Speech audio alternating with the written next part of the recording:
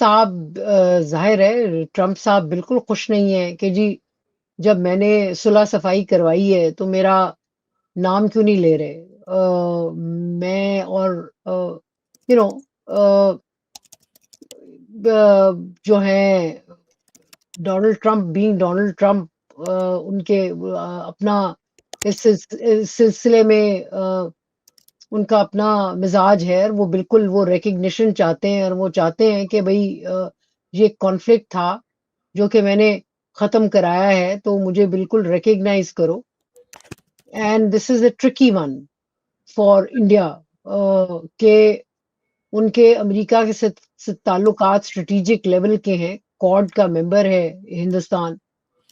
और अमेरिका जो है वो बार बार ये कह रहा है कि देखो जी करवाने हैं।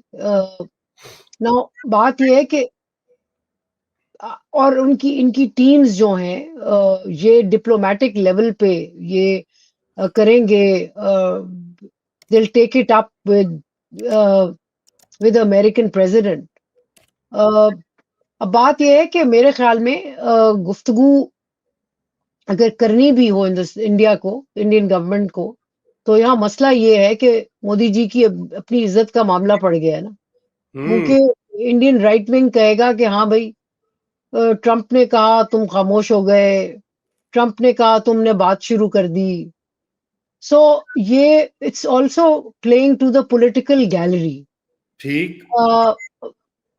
आज नहीं होती गुफ्तगू फौरन, लेकिन किसी पॉइंट पे। और आई थिंक मैं समझती हूँ कि इसको स्ट्रेटेजिक इसका एक एंगल जो है ये पीछे हट के देखना पड़ेगा हिंदुस्तान को भी और हमें भी।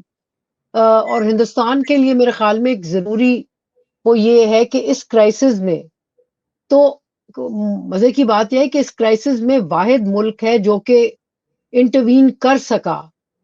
वो इसको छोड़ दें किसने किसको कहा, वाहिद मुल्क जो इंटरवीन कर सका वो अमेरिका था, जी। वो चाइना भी नहीं है। दुरुस्त दुरुस्त। तो अगले कॉन्फ्लिक्ट में भी अगर आपने मदद लेनी है या अगर आपको मदद दोनों मुल्कों को पड़ती है, क्योंकि जब कोई ताकतवर न्यूट्रल आर्बिटर ना हो, नंबर वन। और नंबर टू, आपके पास इतनी मिलिट्री एज ना हो कि आप दूसरी साइड को करा सकें। देखें मैं समझती हूँ कि वो किंग्स कॉलेज में है वॉल्टर लडविग, उनका एक बड़ा अच्छा आर्टिकल आया है रॉयल यूनाइटेड सर्विसेज इंस्टीट्यूट के जर्नल में। और उसमें मैंने पढ़ा उनका है, जी बिल्कुल पढ़ा उसमें उनका आर्गुमेंट यही है कि दोनों साइडों ने अपनी अपनी जो चीज है वो की। पाकिस्तान को टैक्टिकल एडवांटेजेस मिले। इंडिया वो आर्ग्यू कर रहे हैं कि उन्होंने उसने एक स्ट्रेटेजिक सिग्नलिंग की कि भाई न्यू नॉर्मल है और न्यू नॉर्मल ये सेट हुआ है। जी। अ, मैं समझती हूँ कि ये न्यू नॉर्मल जो है 2016 से शुरू किया था, पर 2025 में it's become more serious right कि राइट। और वो ये सिग्नलिंग इंडिया ने की है कि भाई आपके यहाँ ये जो ग्रुप्स हैं मिलिटेंट ग्रुप्स मौजूद हैं, हमारे यहाँ एक्ट ऑफ वायलेंस होगा, हम इसमें आपको आप उन उन सेंटर्स को टारगेट करेंगे। हम्म। बल्कि सवाल उठ रहे हैं हिंदुस्तान में भी उठ रहे हैं कि राहुल गांधी ने जयशंकर को उनके फॉरेन मिनिस्टर को क्वेश्चन किया, क्योंकि उन्होंने कहा कि जनाब हमने उनको कहा था हमने कोई मिलिट्री साइट्स हम उन पे अटैक नहीं करेंगे, मिलिटेंट साइट्स पे करेंगे। हम्म। तो आपने तो उन्होंने कहा कि राहुल गांधी ने सवाल उठाया कि भाई आपने तो जो सिक्योरिटी है एयरफोर्स की कॉम्प्रोमाइज की। तो उनके यहाँ ये बहसें उनके यहाँ भी हिंदुस्तान में भी ये बहसें चल रही हैं। तो न्यू नॉर्मल बिल्कुल एक सेट हुआ है। और उसमें क्या डिटर कर पाया है हिंदुस्तान? जवाब है नहीं। नहीं नहीं कर पाया। इट्स अ तो तो flop uh, strategy if you ask me. जी। वो देखें उन्होंने ये कम्युनिकेट किया है कि cost of this strategy is going to be high. Now that has been communicated अभी तक कितनी रजिस्टर हुई है और उस पे मिलिट्री सर्कल्स में कितनी गुफ्तगू है, और अभी जो उनके डेलीगेशंस जा रहे हैं, how effective will they B दुनिया को कन्विंस करने में। तो वो ये मैं कि अभी ये गेम खत्म नहीं हुई, इट्स नॉट गेम ओवर कि आप कह दें कि इफेक्टिव नहीं हुई और मैं कह दूं कि जी इफेक्टिव हुई है। देखने की बात है, let's watch out and see, let's not be in a hurry to conclude के हुआ है या नहीं हुआ। उन्होंने सिर्फ सिग्नलिंग की है कि भाई ये कॉस्ट है। और हम मत भूलें कि was a short war, limited short war, जिसमें दोनों ने अपनी अपनी जगह रिस्ट्रेंट दिखाया है, इंडिया हम्म, ने भी, पाकिस्तान ने भी। अ, दोनों इसको ज्यादा एस्केलेट करने में नहीं थे।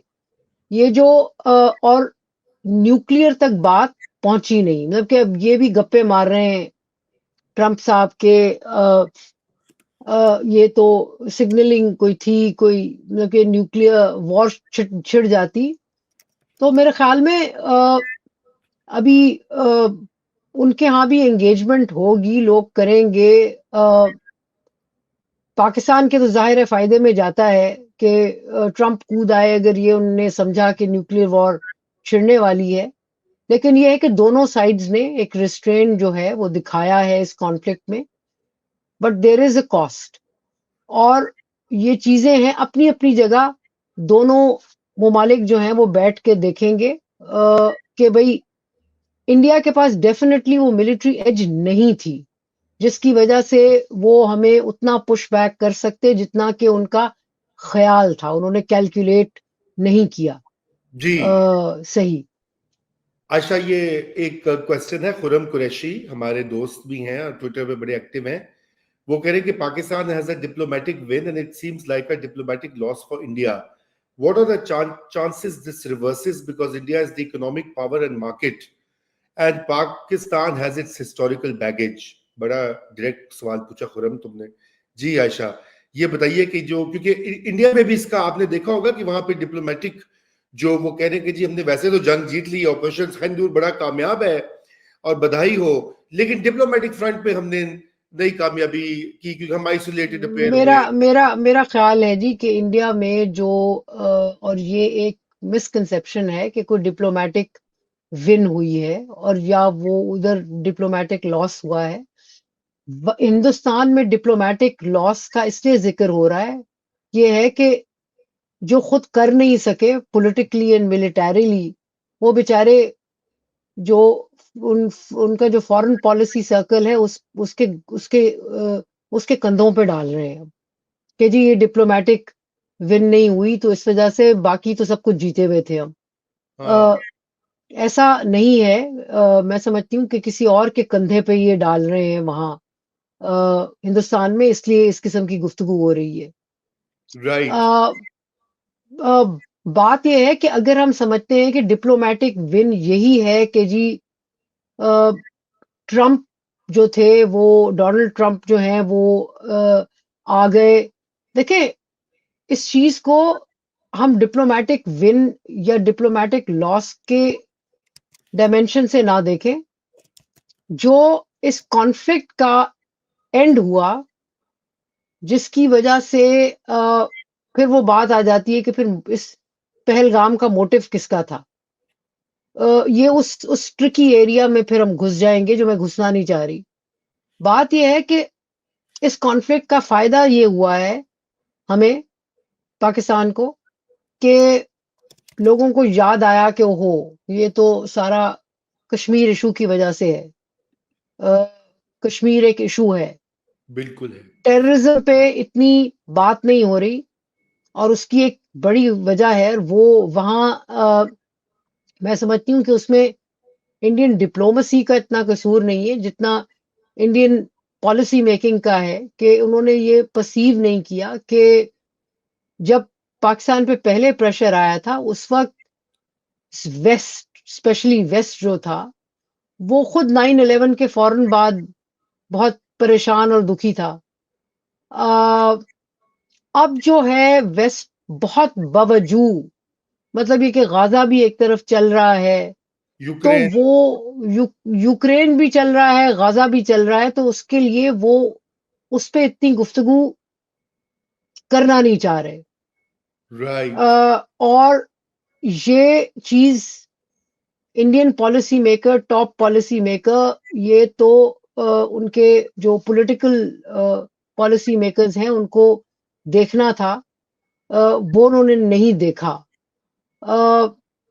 एंड दूसरी चीज ये है कि मैं समझती हूँ कि एक यही अंदाजा लगाया कि यू नो दोनों साइड्स को ये एक है कि भाई बियॉन्ड अ पॉइंट कॉन्फ्लिक्ट नहीं जाएगा, क्योंकि न्यूक्लियर अम्ब्रेला है। लेकिन न्यूक्लियर अम्ब्रेला में हमने देखा है कि कारगिल के जमाने से ये बात शुरू थी कि लिमिटेड वॉर्स तो हो सकती हैं। अब लिमिटेड वॉर्स का नेचुरली जो एक नुकसान है वो हमें है, क्योंकि हमारी स्मॉलर इकोनॉमी है और अभी तो हम हिसाब लगा ही नहीं रहे, हमारे यहाँ कोई गुफ्तगू नहीं है कि इस कॉन्फ्लिक्ट की कॉस्ट क्या थी हमारे लिए। जी। अभी तो तालियां बज रही है ना। तो ये जो कॉन्फ्लिक्ट है उसकी कॉस्ट जो है, और अगर इसने रिपीट होना है तो वो कॉस्ट हम कैलकुलेट करेंगे तो अच्छा होगा, नहीं क्योंकि आयशा,